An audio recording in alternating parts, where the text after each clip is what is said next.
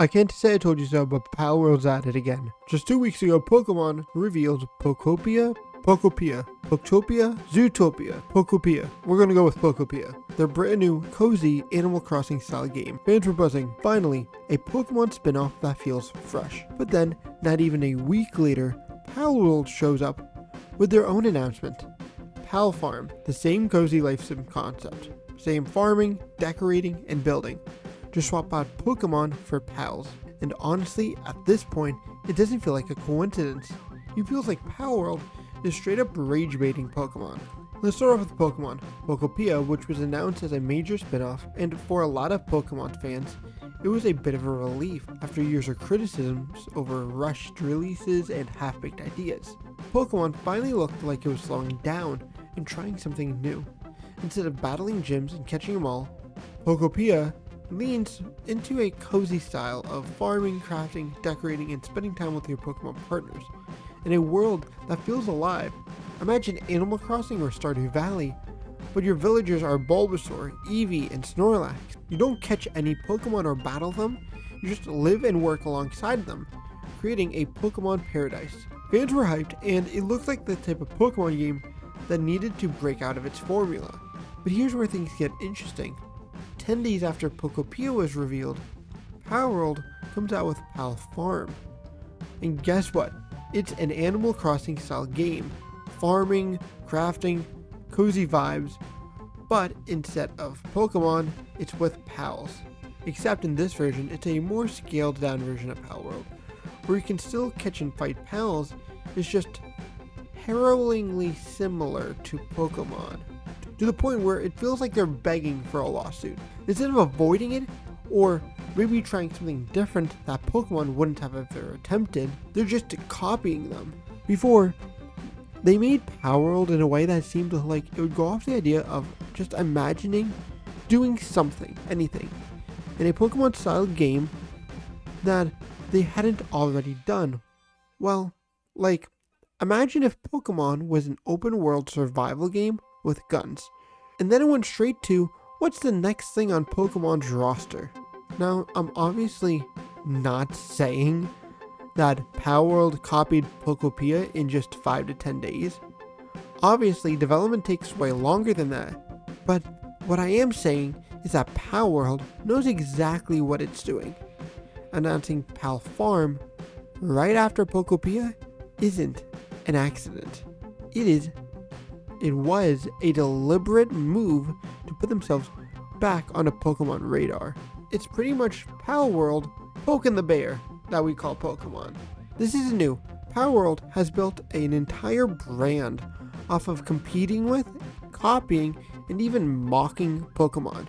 How did they debut their game? They debuted it as Pokemon with guns. Their designs so close to Pokemon that Nintendo sued them over it. Their marketing always leaning into we're the edgier Pokemon. Palworld's entire existence is a knockoff of Pokemon. Palworld capitalized on the fact that Pokemon video games have been failing in the public perception due to what many feel like rushed graphics, buggy visuals, and an overall lack of innovation when it comes to their newest games, both in design and mechanics. Now, the internet wasted almost no time picking sides. Some people think it's smart competition. After all, the more cozy creature collecting games can only be a good thing for players, and Pocket Pair is giving it an interesting twist. But others, like myself, see it as Palworld's timing is just pure rage bait. The way to rile up Pokemon fans and Nintendo and to steal headlines is to stir up controversy. That's exactly what they're doing. And if I'm going to be honest, rage baiting works nowadays. The memes, the arguments, the debates, Palworld thrives on it. But here's the thing, we're forgetting one major component. That Palworld's original success didn't come from its gameplay, it came from its controversy. Remember when it launched? The internet was flooded with hot takes. This is Pokemon, but way darker. This game looks like a ripoff. Nintendo is going to shut this down. That drama is what pushed Palworld into the spotlight, and it's the same strategy now by announcing Pal Farm right after Pocopia. They're not just launching a game, they're reigniting the Pokemon versus Palworld rivalry all over again. But let's actually break these two games down. Pocopia is meant to be a bright, family-friendly, slow-paced game, which is very much in line with Nintendo's cozy aesthetic.